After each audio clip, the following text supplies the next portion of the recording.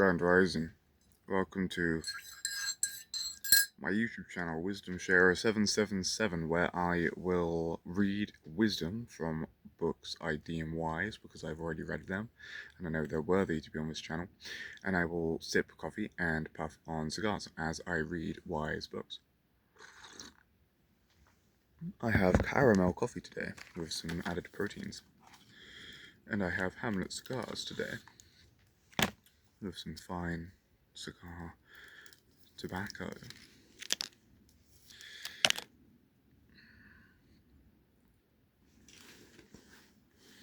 Should have a lighter here somewhere. Maybe not.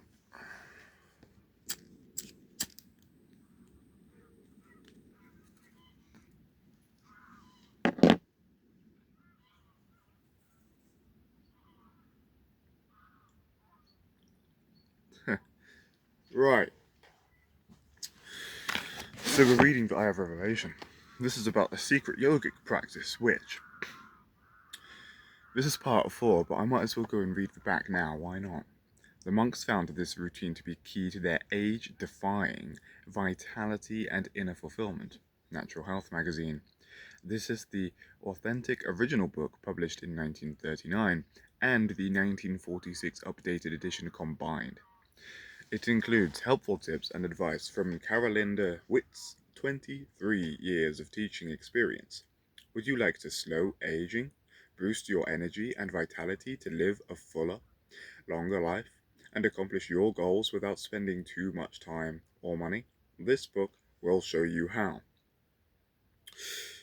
Following the simple and easy instructions will teach you how to practice the monks' legendary anti-aging exercises known as the 5 Tibetan Rites, which take 10 to 15 minutes daily.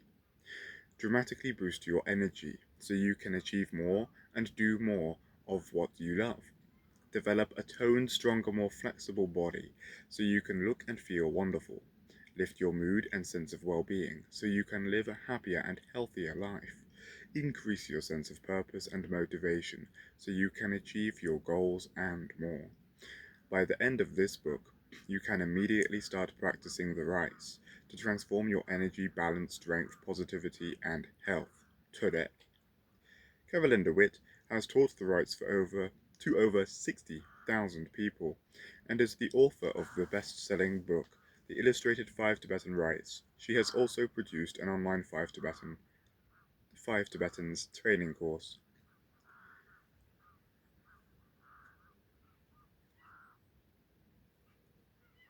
Right. It's a very small book and we are on chapter 7. And I need a ruddy ashtray. In a second, I forgot something.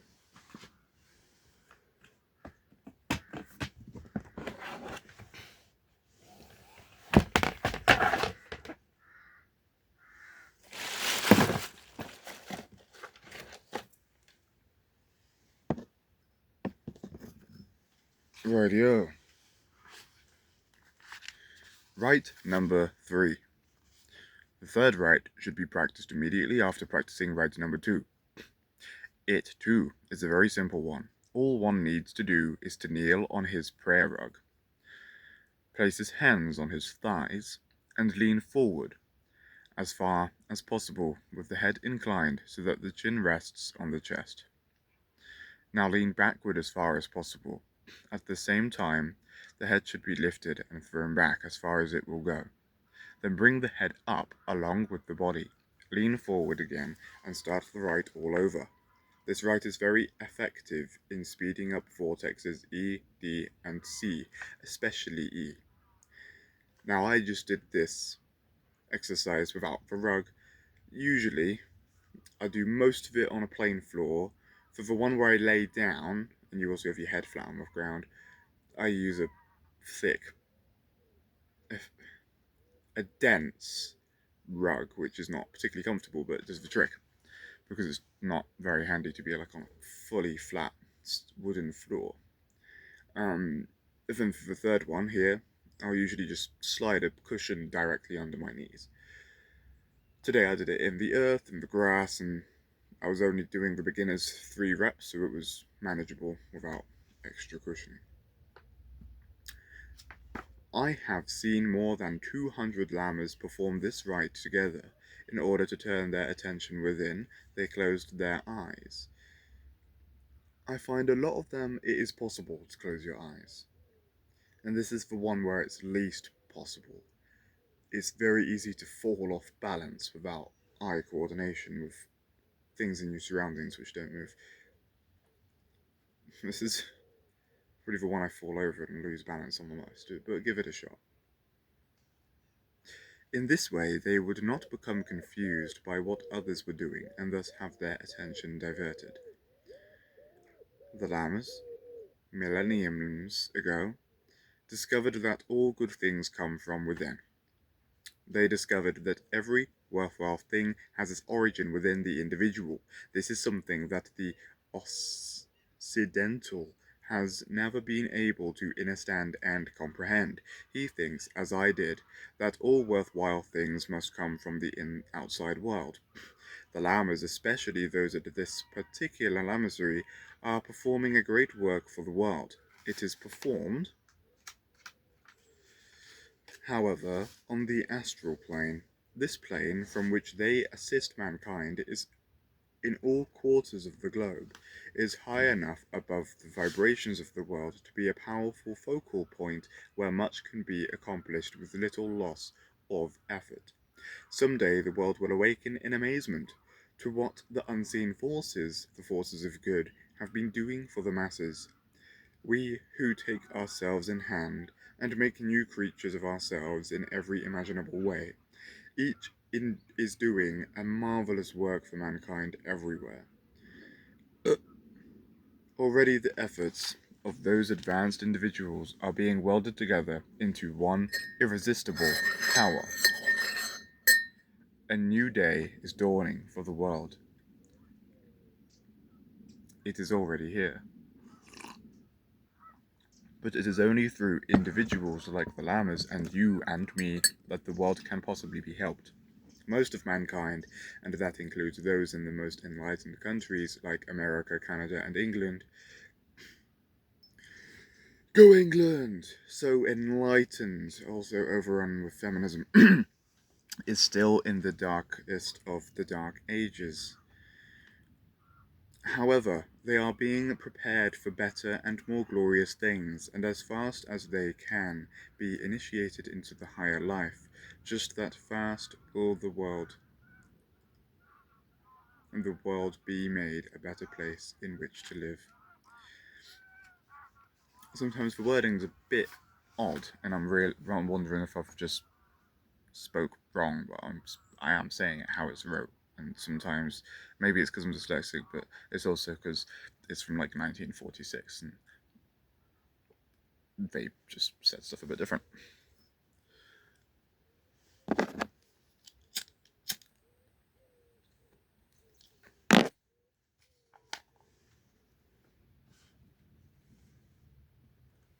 Rite number 3.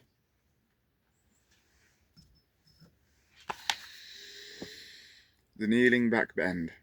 First position of rite number 3. The third rite should be practiced immediately after one practices rite number 2.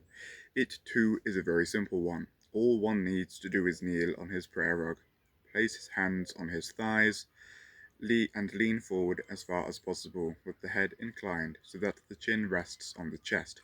1939 and 1946 editions. Introduction. The first position of this rite is to kneel on a rug or mat, with hands at sides, palms flat against the side of the legs. Then lean forward as far as possible, bending at the waist, with head well forward, chin on chest. 1946 edition, new information is in bold.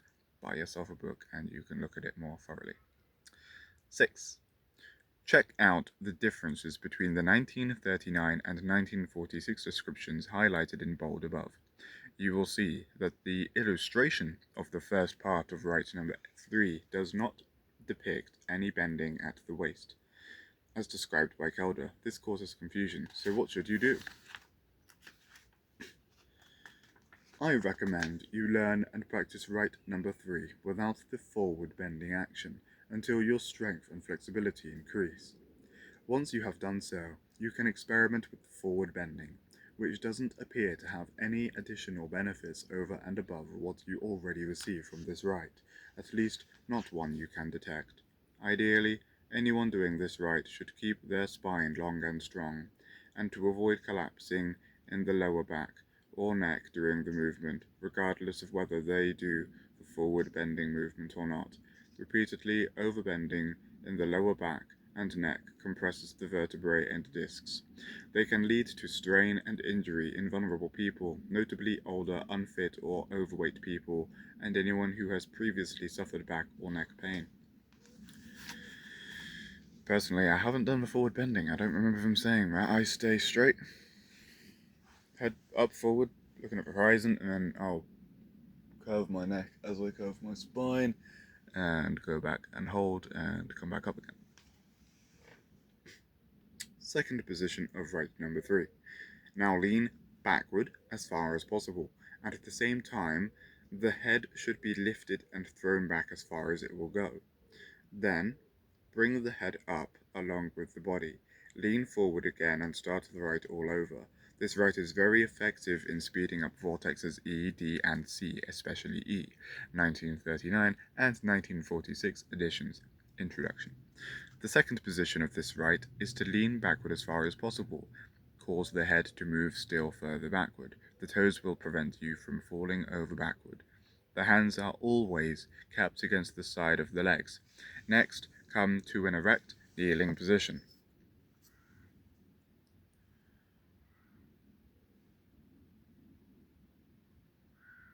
Relax as much as possible for a moment, and perform rite all over again. 1946 edition, new information is in bold.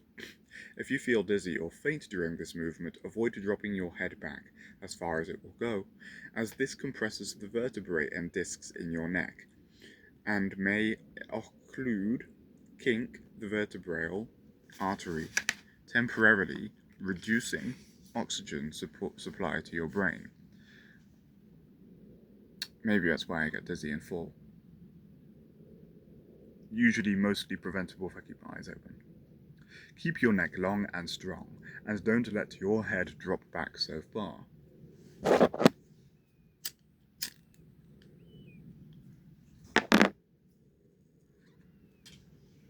As you can imagine, leaning as far back as possible creates a significant load on the lower back muscles to perform the movement and counter the effects of gravity at the same time.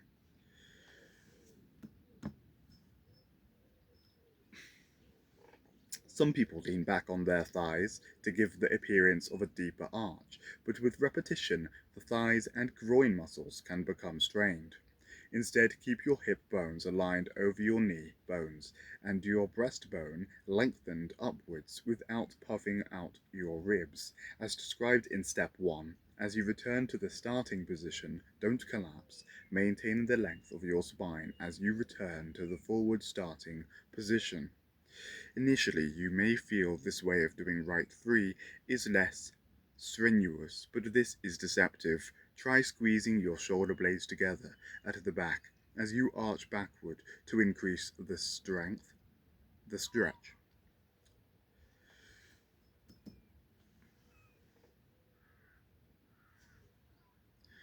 In our daily forward-facing actions, the muscles in our shoulders and chest become stiff, as very few natural movements cause us to lean backward. Take advantage of the back bend to stretch and loosen these muscles to relieve tension and increase mobility. It feels good too.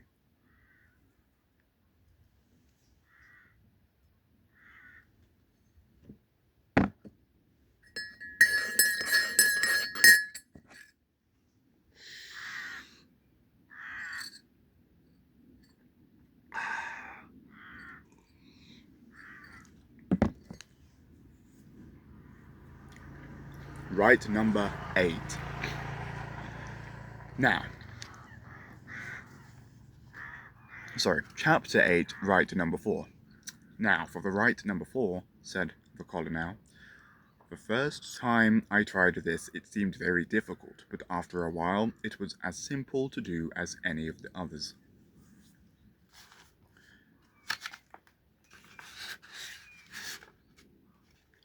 If you don't have sufficient arm strength in the beginning, don't worry. Try propping your hands on yoga blocks or folded towels. Nothing slippery or uneven like cushions. It will make it easier to lift into the tabletop position. Then, as your arm strength increases, you can cut them in half to reduce the height or remove them altogether. It's one of his swings where you've got like a little number 9, and it's like linking to some other bit of text. I'm not sure if you're meant to read it immediately, and if you were, they would probably just keep it there as part of the paragraph. Sit on the prayer rug with the feet stretched out in front, then place the hands alongside of the body. Now raise the body and bend the knees so that the legs, from the knees down, are practically straight up and down. The arms too will be straight up and down, while the body, from the shoulders to the knees, will be horizontal. Before pushing the body to a horizontal position, the chin should be well down on the chest. Then, as the body is raised, the head should be allowed to drop gently backward as far as it will go. Next, return to a sitting position and relax for a moment before repeating the procedure. When the body is pressed up to the complete horizontal position, tense every muscle in the body. This will have a tendency to stimulate vortexes F, G, E, D, and C. After leaving the lamasery, continued Colonel Bradford, I went to a number of the larger cities in India, and as an experiment conducted classes for both English people and natives. I found that the older members of either felt that unless they could perform a rite perfectly, right from the beginning, they believed no good could come from it. I had considerable difficulty in convincing them that they were wrong. Finally, I persuaded them to do the best they could, and see just what happened in a month's time. After a good deal of persuasion, I was able to get them to do their best, and the results in a month's time were more than gratifying. I remember in one city I had quite a number of old people in one of my classes with this particular rite, number 4. They could just barely get their bodies off the floor, and they couldn't get it anywhere near a horizontal position. In the same class were several much younger persons who had no difficulty in performing the rite perfectly from the very start. This so discouraged the older people that I had to ask the younger ones to refrain from practicing it before their older classmates.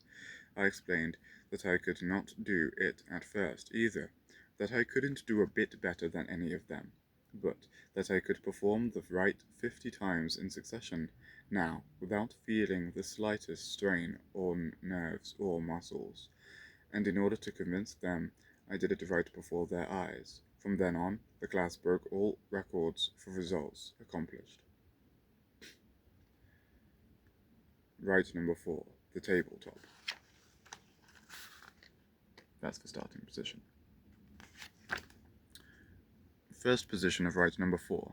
Sit on the prayer rug, with the feet stretched out in front, then place the hands alongside the body.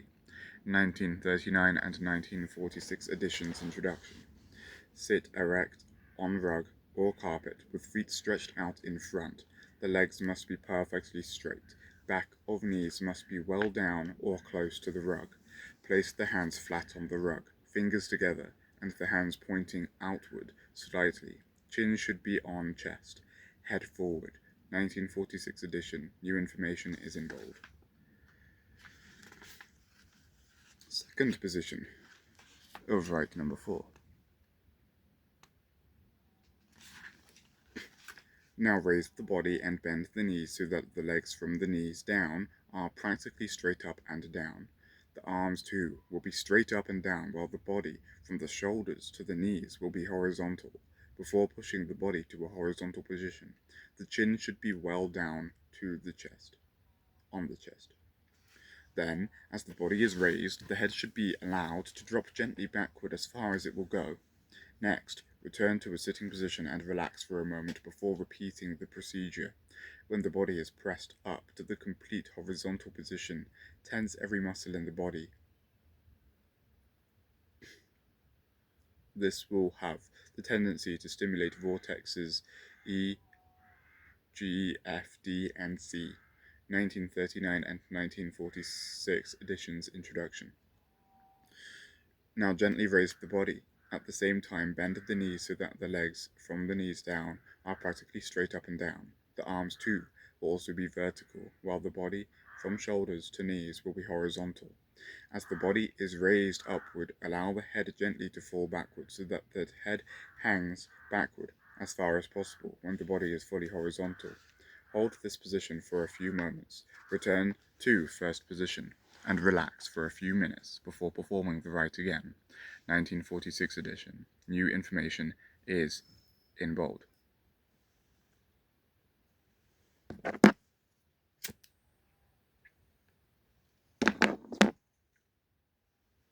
For the same reasons as those mentioned in rite number 3, avoid letting your head drop gently backward as far as it will go to prevent compression of your cervical spine and vertebral artery. Instead, keep your head balanced on top of your neck as if you were standing upright. Tensing all the muscles. In his new instructions added beneath each illustration in the 1946 update, Calder left out the sentence, "When the body is pressed up to the complete horizontal position, tense every muscle in the body." I mention this because some practitioners believe tensing is significant and perhaps mysterious, but as you can see from the late 1946 version above, Calder doesn't attach as much importance to it as they do. A further example of this is Calder's inconsistency when describing tension across each rite. Tensing across each rite.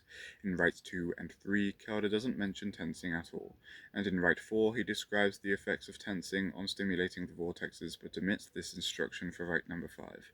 Perhaps Bradford simply means that when we reach the apex of the movement, all our muscles are tensed, which they are, because we move down into the second part of the movement. In practice, it is impossible to avoid having tension in your muscles at these 2 points in the movement due to the oppressing forces of gravity.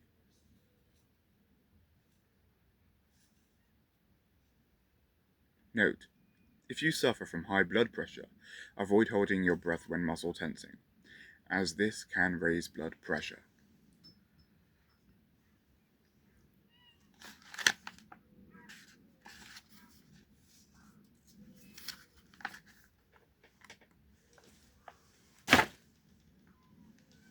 Thank you for tuning in to today's video, where we went into super duper natural yoga practices that can reverse age, and some claim to be the fountain of youth itself.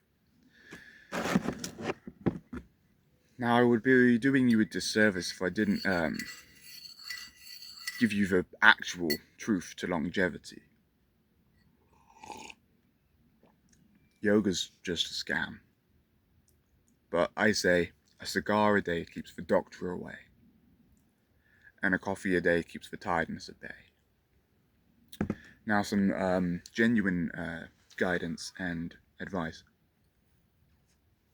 Read books and seek wisdom, and go spend some time in nature daily.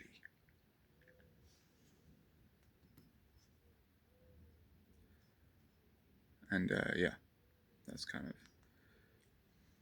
of becoming my motto. You can't go wrong there, you know.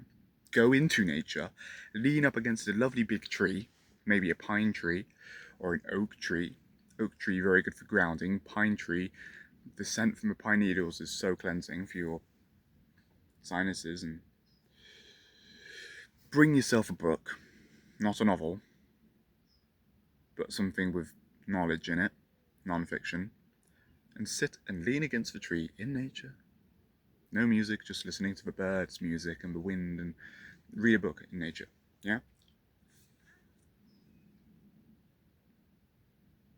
Because that is a good thing to do. Anyway, thank you.